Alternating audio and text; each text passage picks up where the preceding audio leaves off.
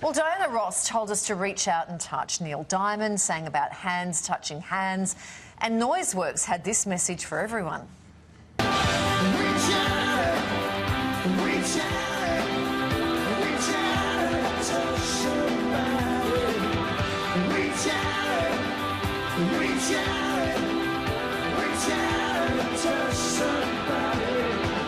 But in the age of COVID-19, gone are the days of physical touch with elbow taps and 1.5 metres between you and the next person. Are humans losing their need to feel physical touch? To discuss this, we're joined by Dr. Louise Mahler, who joins us live from Melbourne. Hi, Louise. Lovely to see you. Good morning. Our need for human touch begins right when we're born, that split second, yeah? You bet. Touch is so important, and never more important than when you're actually born. It has massive effects. You know, babies that get touch and cuddled straight away, they actually grow faster, they put on more weight, they sleep better, they don't cry, and then as you move along, crawl and walk faster. And they even say that babies that are cuddled do better in education. So if you've got kids, cuddle them. In times of pain or anxiety, it seems like a touch or a hug can do a lot to help the situation. How does that work? Well, Kylie, you know, it has physical and emotional benefits, touching and cuddling people all over. And when you have an intimate relationship, like a parent with the child, you can touch a child in all of the places that have an incredible response. First of all, physically, it releases cortisol, it reduces stress and actually lifts your immunity. It calms the body functions with heart rate, blood pressure, and also the nervous system will calm. And it stimulates the pathways for oxytocin, the natural antidepressant serotonin, and the pleasure neurotransmitter dopamine. And emotionally, touch actually reduces tension between people and allows people to confide more easily. OK, and what about a handshake used to greet someone formally, or a way of introduction? Some are firm, like Kylie's truck driver handshake, or some are more limp. But what does this tell us about a person? Softer.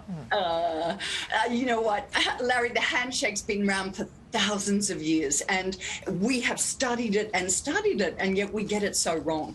And one of the things we don't realise is that when you have a behaviour pattern like a handshake, is that there are two sides to it. One is what is actually happening in reality, and the other is what's the perception. You know, in reality, as a woman, it may be that, you know, I went to an all-girls school, I didn't shake hands with people, and so I never really learnt. And then maybe I'm a bit cautious about it, coming with the soft hand, and nobody ever gives you feedback. So it becomes a habit.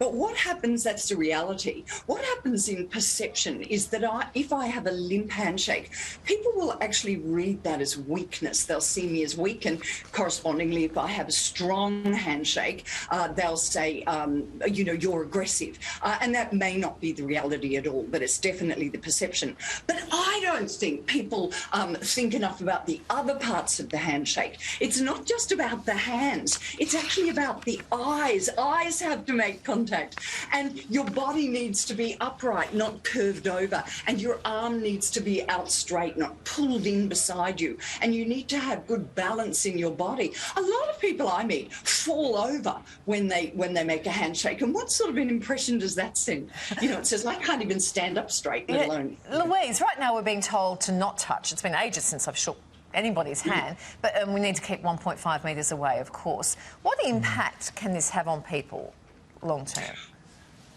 Well, it's a lonely old world, and 2 million Australians live on their own, and 16% of families are single-parent families, and with 1.5 metre distance, you know, that does make it a little bit lonely, and it has a dramatic effect. It's actually called touch starvation, skin hunger, or touch deprivation, and it doesn't have any barrier to age or any barrier to culture. But funnily enough, men are reporting that they're suffering from this more than women. And what it will do is the opposite to those benefits that we just mentioned. You know, it will raise anxiety, raise depression, raise lack of immunity, raise heartbeat, blood pressure. All right. Louise, we're right out of time. We'd shake your hand if we could. Nice to talk to you as always. Thank you so much for that. Thank you.